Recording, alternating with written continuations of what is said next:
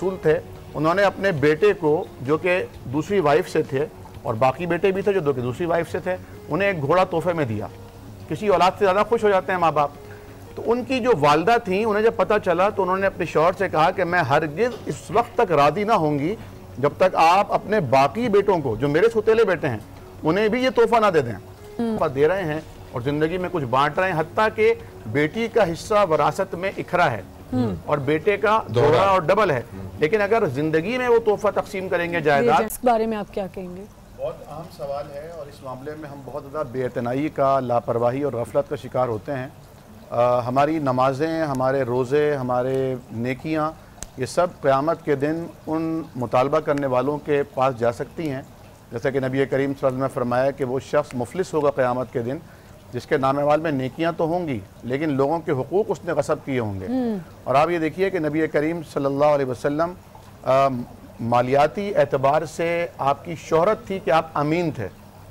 और हिजरत वाली रात भी जब आप सिद्दीक़ अकबर रज़ी अल्लाह तआला अन्हु के साथ मदीना तैयबा हिजरत फरमा रहे थे, अपने बिस्तर अक़दस पर आपने सैयदना अली रज़ी अल्लाह तआला अन्हु को सुलाया और कहा कि अली, सुबह होकर ये जो अमानतें मेरे तकिए के नीचे रखी हैं मेरे दुश्मनों की, ये उनके हवाले करके आना। तो अगर किसी ने कमेटी डाली है, ठीक है, अपनी ज़रूरियात पूरी करने के लिए, अपने मसाइल के हल के लिए अगर कोई इंसान कमेटी डालता ही है, लेकिन उसमें जो अमानतदारी का कंसेप्ट है, दयानतदारी का, वो बहुत इंपॉर्टेंट होता है क्योंकि आप अमीन बन गए हैं। अब आपने जो पैसे जिस मद में आए हैं उसी मद में रखना है। होता यह है कि उन पैसों को घुमा दिया जाता है कि आज ये पैसे आ गए, यहाँ खर्च कर दिए, कल आ जाएंगे तो हम खर्च कर देंगे, कल कोई और मसला बीमारी की शक्ल में या मेहमानदारी की शक्ल में या किसी और माशरती तकादे की शक्ल में आता है और फिर आप वो पैसे वहाँ रख नहीं पाते, फिर अब आप झूठ बोलते हैं। कर्ज लेने से जब मना किया गया है, नबी अकरम ने फरमाया इसलिए कि कर्ज लेने से इंसान में अगर खुदा ना खास्ता किसी की कमरी टूट गई, अब किसी ने अपनी बेटी की शादी के लिए कमरी डाली थी, किसी ने अपना उधार चुकाने के लिए डाली थी, किसी ने कोई चीज़ परचेज करने के लिए डाली थी, अब वो तो कहीं का नहीं रहा।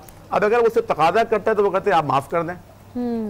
अब माफ़ करने का जो कंसेप्ट है, माफ़ तो तब किया जाएगा कि जब ये साबित हो जाए कि आपकी नीयत ये करने की नहीं थी और अब भी आप उसका मदावा नहीं कर सकते।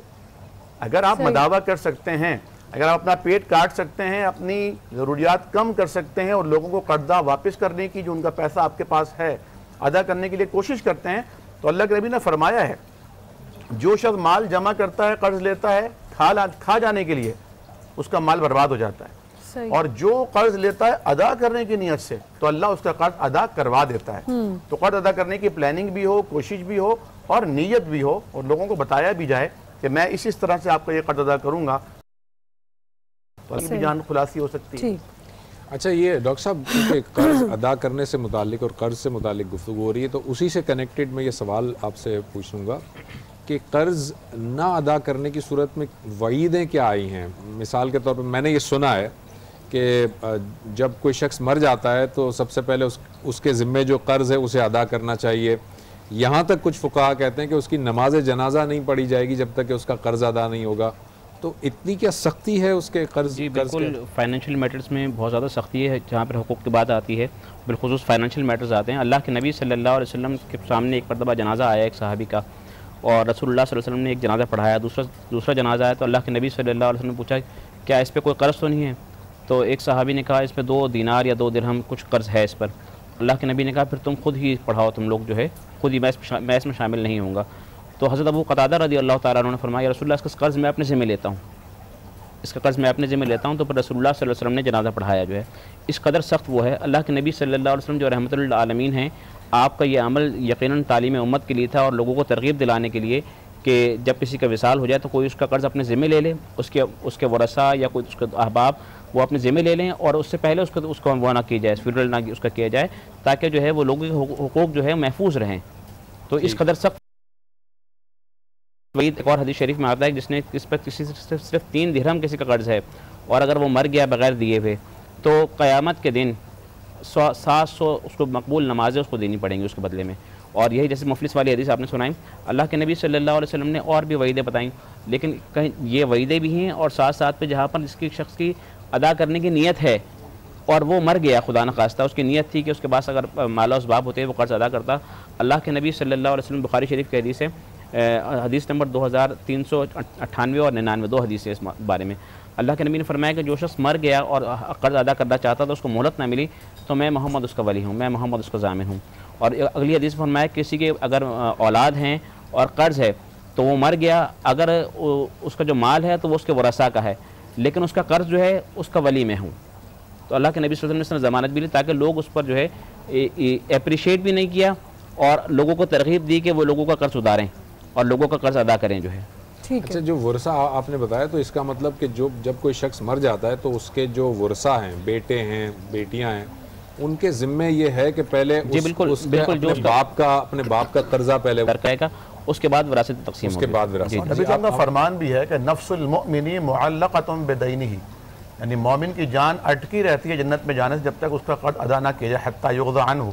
और शहीद जिसके सारे गुनाह माफ़ हो जाते हैं उसका भी मामला, कर्जे वाला मामला जो है वो बहरहाल अदा करने के काबिल है। अच्छा। तो ये जो मैयत का ऐलान भी किया जाता है लेकिन वो कभी कभी रस्मी तौर पे ही होता है। और जैसे कि अभी हम बात कर रहे थे कि शायद ऑफ द ब्रेक में ऑफ द एयर में बात कर रहे थे कि अगर किसी ने किसी की विरासत पे कब्जा कर लिया है और वो अदा नहीं कर रहा तो ख़ानदान के बाकी लोग उसके बारे में बात भी करना मायूस समझते हैं कि लोग क्या कहेंगे। तो मैं समझता हूँ इस्लाम ने हमें जो तालीम दी है वो ये कि पूछा गया रसूलुल्लाह जालिम की मदद कैसे करें, मजलूम की तो समझ में आती है, पर मैं उसे जुल्म से रोक दो। तो अगर हमारे ख़ानदान का कोई फ़र्द किसी की विरासत पे नाजायज़ कब्जा करके बैठा हुआ है तो हमारी जिम्मेदारी बनती है कि हम अपने उस भाई की, रिश्तेदार की मदद करें और उसे बावर कराएं कि आपका ये अमल नाजायज़ है। जिसके ज़िम्मे विरासत थी, जिसको लेनी थी वो भी नहीं रहेगा हमेशा, और जिसने देनी है वो भी हमेशा नहीं रहेगा। तो ये लाजमी है और देना ज़रूरी है। एक कॉलर है मेरे साथ, डॉक्टर साहब मैं कॉलर ले लेता हूँ। अस्सलाम वालेकुम। अस्सलाम वालेकुम। वालेकुम अस्सलाम। कौन साहब और कहाँ से बात कर रहे हैं? जी मैं मुबीन गिल बोल रहा हूँ लाहौर से। जी मुबीन साहब फरमाइए। अरे मेरी बात करवा दें इनसे। सुन रहे हैं, बोले क्या पूछना चाहते हैं? मैंने मैडम ये अस्सलाम वालेकुम। वालेकुम अस्सलाम, आगे बोलिए आप क्या कहना चाहते हैं? हेलो हेलो, आप टीवी का वॉल्यूम बंद करें अपना। मेरे ख्याल है आप अच्छा, आपका सवाल मुकम्मल हो गया जवाब। अच्छा, मैं आपसे ये पूछना चाहती हूँ आमिर साहब के प्राइस बॉन्ड लेने का एक बहुत सिस्टम है, क्या प्राइस बॉन्ड लेना और फिर जब वो आपका इनाम निकल आता है तो क्या एक तो वो जायज़ है आपका प्राइस बॉन्ड लेना, दूसरा अगर इनाम निकल आता है तो क्या वो हलाल में आता है या हराम? इसमें दो चीज़ें हैं, एक तो होती है लॉटरी। जी ठीक, लॉटरी तो कतन नाजायज़ है। ठीक है। ठीक, प्राइस बॉन्ड के लेने के दो तरीके हैं, दो चीज़ें प्राइस बॉन्ड में भी दो सिस्टम, दो चीज़ें। एक तो ये होता है कि वो एक प्राइस बॉन्ड 100 यहाँ बांट देता है कि अगर वो निकलेगा तो आपको इनाम मिल जाएगा इतने परसेंट, 10%, और नहीं तो आपके पैसे और नहीं तो आपके पैसे गए। ये भी हराम है, ये भी लॉटरी ही है, लॉटरी ही है, ये भी लॉटरी है। ठीक है।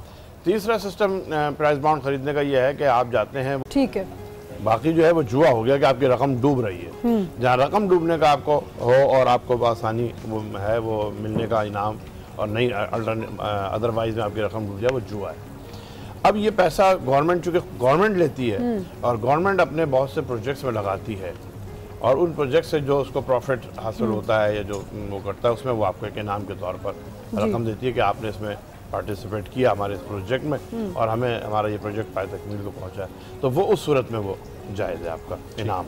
डॉक्टर साहब आपसे भी यही सवाल, आप भी बता दीजिए। मैं एक और चीज़ ऐड कर सकती जी, हूँ? आप कर दें। बैलेटिंग जो होती है, कुरानदाजी करना, ये भी इसके बारे में क्या कहा गया है? कुरानदाजी के बारे में बता दीजिए। प्राइस बॉन्ड के मामले में जैसा कि अल्लामा ज़ुहैर आबदी साहब ने फरमाया कि उलमाए किराम की दो राय हैं, और एक तरीक़ा तो ये बयान किया जा रहा है कि ये हुकूमत पाकिस्तान की जानिब से एक सर्विस है और वो आपको एक बॉन्ड देते हैं और उसके अगेंस्ट में आप उनको पैसा देते हैं, तो पैसा मुख्तलिफ प्रोजेक्ट पर लगाते हैं। तो गवर्नमेंट नहीं बता रही कि वो कौन से प्रोजेक्ट्स हैं जहाँ उसने लगाया है, और जैसा कि स्टेट बैंक का काम है कि सूद के ऊपर पूरी बैंकिंग का निज़ाम चल रहा है, मालियाती निज़ाम चल रहा है, तो ये जो प्राइस बॉन्ड है इसमें जो रकम इनामी शक्ल में हासिल हो रही है वो इनामी रकम सूद के उस पोल से, उस पैसे से हासिल हो रही है। तो ये एक इंतहाई मशकूक मामला है और इससे बचने की कोशिश करनी चाहिए, नहीं लेना चाहिए। और ये भी इसमें देखना चाहिए कि ये एक जुए की इल्लत और जुए की लत इंसान को लगाती है और इसी से फिर वो पर्ची सिस्टम की तरफ जो लोग जाते हैं कि हम पूरा प्राइस बॉन्ड ना खरीदें बल्कि 10 रुपए की पर्चियाँ खरीद लें, ये ज़हनियत भी आती है। इस्लाम ने कसब माश पर जोर दिया है, मेहनत पर जोर दिया है, और वो पैसा जो जमा होता है उसे मार्केट में लाकर रोलिंग करने पर जोर दिया है। जहाँ तक आपका सवाल है कुरानदाजी के बारे में, तो कुरानदाजी तो बिल्कुल जायज़ है। कुरान करीम फुरक़ान जो फिर उन्हें बेटे की ख्वाहिश थी, लेकिन हुआ अल्लाह के हुक्म से बेटी पैदा हुई, तो उन्होंने फिर ये आपस में तय किया कि इसको किस तरह इसकी किफ़ालत कौन करेगा। तो सब ने जो कलमें फेंकी और फिर किफ़ालत ज़करिया अलैहिस्सलाम का नाम है जो उनके खालू है कि नबी करीम सल्लल्लाहु अलैहि वसल्लम भी जब आप सफ़र पर तशरीफ़ ले जाते तो अपनी अज़वाज मुतहरात में से किसे साथ लेकर जाएंगे, उनके नामों का कुरा डालते, जिसका नाम निकल आता उसे साथ ले जाते। तो कुरानदाजी में तो कोई ऐसा मामला नहीं है। ठीक है, हमारे साथ एक और कॉलर है, वही है मुबीन गिल साहब हैं। जी अस्सलाम वालेकुम। अस्सलाम वालेकुम। वालेकुम अस्सलाम। जी मैं मुबीन गिल बोल रहा हूँ लाहौर से। पता चल गया जी, फरमाइए। मैडम मैंने ये पता करना है कि मैंने ना बड़ी जगहों से ना कर्जा ले लिया। अच्छा। तो मैं ना दिन ब दिन कर्जे में बहुत ज्यादा जो है ना कर्जे के अंदर जो है ना फंसता जा रहा हूँ। तो भाई आपने इतना कर्जा लिया क्यों? अच्छा ठीक है, आपका सवाल क्या, आप फंसते जा रहे हैं, अब आप क्या पूछना चाह रहे हैं? मैं ये पूछना चाह रहा हूँ, आपकी मेहरबानी है, आप लोग ना मुझे कोई अल्लाह का विर्द बता दें जो मैं पढ़ के जो है ना मेरा ये कर्जा उतर जाए। चलें वजीफा बता देना आपको। हाँ जी, तो आपकी बहुत मेहरबानी होगी, मैं जो है ना बहुत ज्यादा परेशान हूँ। अच्छा ठीक है, आपको वजीफा जरूर बताते हैं, लेकिन याद रख लें कि कुछ हिकमत और कुछ चीजें जो है ना अकल और शऊर अल्लाह ताला ने हमें भी दिया है। और जैसे अभी डॉक्टर साहब ने अपनी इब्तिदा में बात की थी कि कनात पे जोर देने की बात इस्लाम करता है, तो आपको अननेसेसरी कर्जा अगर आपने लिया है तो वो नामुनासिब था, नहीं लेना चाहिए था। मुझे नहीं पता आपने किस मजबूरी में लिया है कर्जा, लेकिन अगर अननेसेसरी लिया था तो जाहिर है इसकी वजह से मुश्किलात अब आपको देखनी पड़ रही हैं। डॉक्टर साहब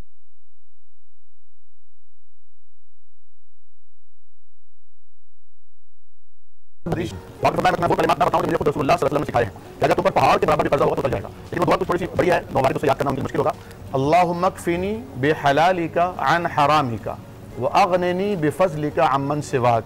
तो इसकी अगर कोई शख्स जो कर्जे में डूबा हुआ हो वो रोजाना एक ट्रांसलेशन सुना दें, अगर ट्रांसलेशन याद रहे उन्हें। अल्लाह मेरी किफायत फरमा हलाल रोजी से, हराम से मुझे बचा, और मुझे इतना गनी फरमा कि अपने अलावा हर एक से बेनियाज कर दे। ठीक है। लेकिन ये अल्लाह ताला के दो नाम हैं अस्माए सिफाती जिन्हें कहा जाता है, एक तो है या रज़्ज़ाक़ु और एक है या बासितु।